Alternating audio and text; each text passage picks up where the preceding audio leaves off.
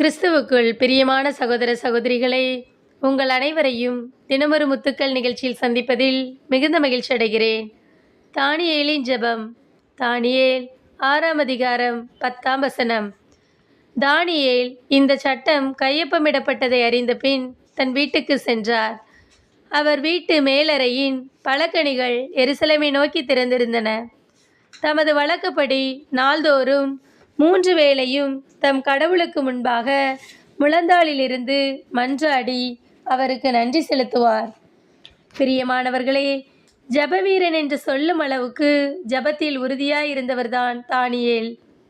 அவரது ஜப வாழ்வை நாட்டின் சட்டத்திட்டங்களோ, கர்ச்சிக்கும் சிங்கங்களின் இரைச்சலோ, மரண பயமோ தடை செய்யவில்லை. எல்லா தடைகளுக்கும் மேலாக தான் விசுவாசிக்கும் இறைவனை தானியேல் நம்பினார். எப்படிப்பட்டதான சூழ்நிலைகளுக்குள் இறைவன் தன்னை நடத்தினாலும் அதற்குள் கடந்து செல்ல தானியேல் தன்னை தயார்படுத்தி கொண்டான். சூழ்நிலைகளை கண்டு அவர் பயப்படவில்லை. எல்லா சூழ்நிலைகளையும் தைரியமாய் எதிர்கொண்டார். அதற்கு காரணம் அவருடைய ஜெபம். நம்முடைய ஜெப வாழ்வில் நாம் எங்கே நிற்கிறோம்? பலவிதமான போராட்டங்கள் நமக்கு வரலாம். சோதனைகளை சந்திக்கலாம். எதிர்பாராத சூழ்நிலைகளை கடந்து செல்ல நேரிடலாம்.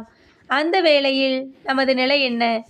ஜபத்தில் உறுதி கொண்டவர்களாக தேவ பலனோடு சூழ்நிலைகளை எதிர்கொள்கிறோமா? அல்லது சோர்வடைந்து என்ன செய்வதென்று தெரியாமல் திகைத்து நிற்கிறோமா? நம்மை நாமே சற்று ஆராய்ந்து பார்ப்போம். தானியேலோ சிங்க குகையிலே போடப்பட்டாலும் இறை வல்லமையை சற்றும் சந்தேகிக்காமல் இறைவனின் மீதுள்ள நம்பிக்கையில் உறுதியாயிருந்தார். நாள் தவறாமல் 3 வேளையும் ஜெபித்தார். அதுதான் அவருடைய வாழ்வின் ரகசியம். நாமும் தானியேலை போன்று ஜெபிப்போம். நமக்கு வரும் தடைகளை உடைப்போம். அன்பு இறைவா, நாங்களும் தானியேலை போன்று ஒவ்வொரு நாளும் ஜெப வாழ்விலே வளர எங்களுக்கு உதவி செய்யும் இறைவா. ஆமேன்.